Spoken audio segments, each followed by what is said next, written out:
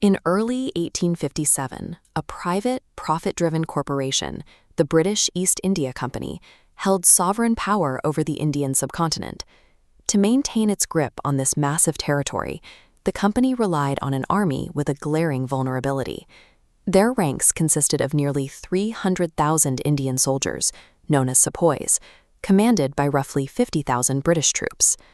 The catalyst for open revolt arrived with a specific piece of military technology, the pattern 1853 Enfield rifle. Loading this rifle required a soldier to bite open a paper cartridge to pour the powder down the barrel. By early 1857, reports spread through the ranks that these cartridges were pre-greased with cow tallow and pig lard. For the high-caste Hindu and Muslim sepoys, biting into these animal fats was a violation of their religious practice.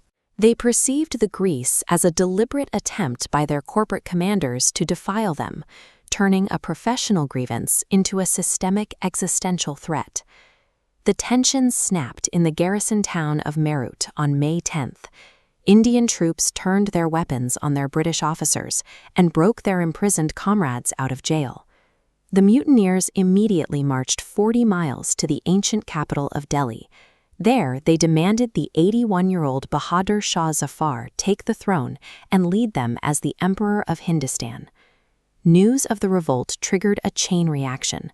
Mutinies and civilian uprisings erupted across the upper Gangetic Plain, catching the company's administration off guard and collapsing British authority across northern India.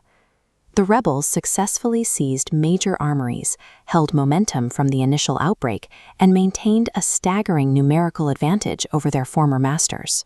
Yet, despite holding the weapons, the numbers, and the capital, they failed to drive the British out. We have to look at the internal map of the rebellion to understand why.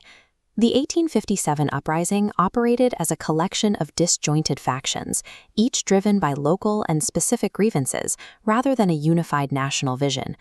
Angry peasants and overtaxed landlords joined the mutinying soldiers. They were led by displaced nobility like the Rani of Jhansi, who had lost her hereditary kingdom to aggressive company annexation policies known as the Doctrine of Lapse. While fighting fiercely, this coalition was geographically isolated to an intense pocket in the north. The vast majority of the subcontinent stayed out of the fight. Massive princely states like Hyderabad and Mysore and the entire south remained neutral, serving as breakwaters for the British. This photograph of the ruined British residency in Lucknow shows the physical cost of the warfare. Where the fighting did occur, whole cities were completely laid waste by artillery fire and bitter street fighting. The British survived the initial shock precisely because the rebellion was geographically contained. The administration could regroup because most of India was not in revolt. Internal religious and political rivalries further undermined the rebel coalition from within. When the mutineers in Delhi reinstated the Islamic Mughal Emperor, they alienated the Sikhs of the Punjab region. The Sikhs had faced centuries of persecution under Mughal rule. Fearing a return to that oppression, Sikh princes allied with their recent enemies, the British, to provide the soldiers and support needed to retake Delhi. Other martial groups, including Gurkha units from Nepal, also joined the company's forces to fight against the rebellious sepoys. The conflict devolved into extreme cruelty. In the city of Kanpur, rebel forces promised safe passage to retreating British civilians, then executed the men and orchestrated the massacre of hundreds of hostage women and children. The British used reports of the Kanpur massacre to justify a counter-campaign of systematic retribution, brutally burning entire villages and executing thousands of suspected rebels and Indian civilians without trial. The rebellion failed because deep-seated internal rivalries provided the British with the crucial native allies needed to crush the uprising. By the summer of 1858, the rebellion had effectively broken the East India Company's ability to govern. The chaos of the war forced the British Parliament to intervene, permanently dissolving the corporation. The Crown took direct control, beginning the era of the British Raj. To prevent another mutiny, the British reorganized their military.